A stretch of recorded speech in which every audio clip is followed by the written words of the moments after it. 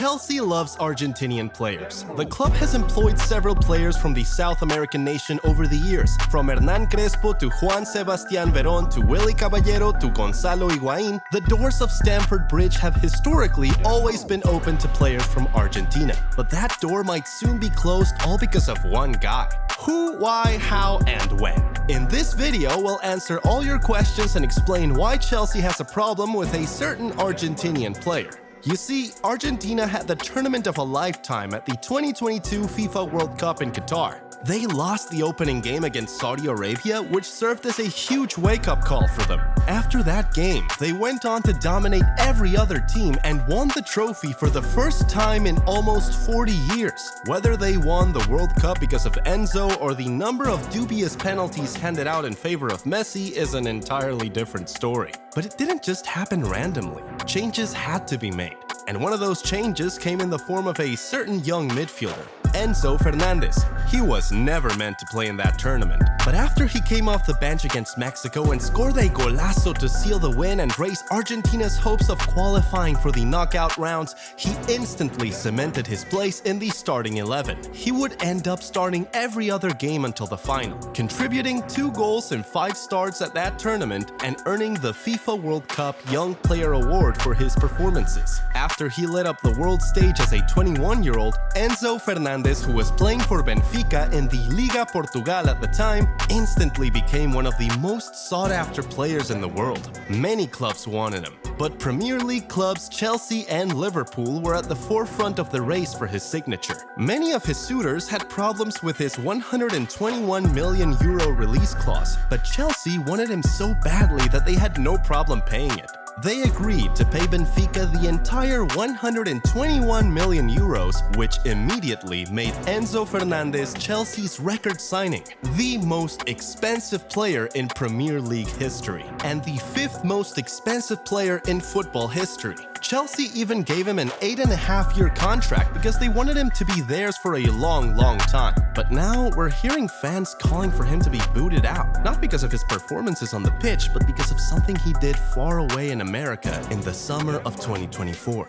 You see, since the 2022 World Cup, Enzo Fernández has become something of an indispensable player in the Argentina squad. So, unsurprisingly, he was a member of the squad that went to the 2024 Copa America and won it for the second time in as many editions. While the squad were celebrating their record-extending 15th Copa America title in the team bus, something crazy happened. Enzo Fernández got his phone out and went live on Instagram, streaming for the fans who wanted to be a part of the celebrations in real time. But what the fans certainly did not want to be a part of was a pretty derogatory and allegedly racist song that poked fun at French players and their origins. The song is basically about how the French national team players had African parents but their passports were French. Considering that the Argentines were coming from the Copa America, which France surely did not even compete in, it was weird how and why Enzo and his teammates decided to sing about the French players in the first place. This sparked a lot of rage from football fans, media, and stakeholders all around the world. The French Football Federation, as well as France's Minister of Sports, immediately swung into action, filing a legal complaint against the Argentina Football Federation. Fans also had a lot of words for the players who were on the bus. Now, considering Enzo was front and center and even the one filming, he expectedly was the one who got most of the smoke from fans. And you know what made it worse? Being a Chelsea player, he has many French teammates who are black, like Christopher Nkunku, Benoit Badiashile, Leslie Ugochukwu, Axel Disasi, Malo Gusto, Wesley Fofana, and Malang Sarr, until July 2024 when his Chelsea contract was terminated.